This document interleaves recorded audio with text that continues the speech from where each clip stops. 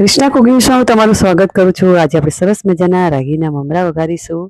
તો તેના માટે એક કઢાઈમાં 3 થી 4 ચમચી જેટલું મેં તેલ લીધું છે। તેલ ગરમ થાય થોડું એટલે તેની અંદર આપણે સિંગદાણા નાખી દેવાના છે 3 થી 4 ચમચી જેટલા, અને તેને સરસ મજાના તેલમાં શેકી લેવાના છે।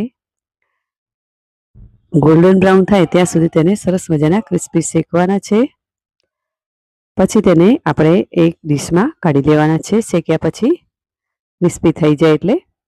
જો તમને મારો આ વિડીયો ગમે તો લાઇક, શેર અને સબસ્ક્રાઈબ કરજો, બેલ આઇકન દબાવજો અને કમેન્ટ કરજો। તો આ રાગીના મમરા ખાવાથી ખૂબ જ ફાયદા થાય છે। રાગીના મમરામાં કેલ્શિયમ હોય છે। રાગીના મમરામાં વિટામિન ડી પણ હોય છે। પછી આપણું સિંગદાણા કાઢ્યા પછી તેની અંદર લીમડીના પત્તા નાખી દઈશું અને રાગીના મમરા નાખી દઈશું અને બરાબર ધીમા તાપે તેને શેકીશું। બરાબર સરસ મજાના ક્રિસ્પી થાય ત્યાં સુધી તેને શેકવાના છે। વેઇટ લોસ માટે આ મમરા ખૂબ જ સારા છે।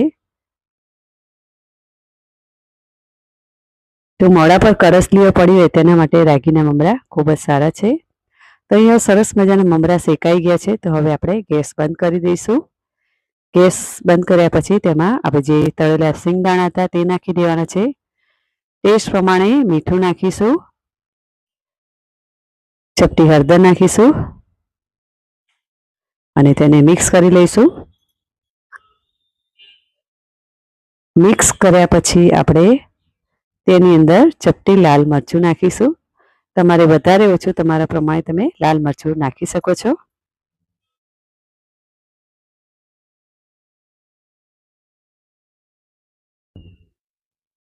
સરસ મજાનું મિક્સ થઈ ગયું છે।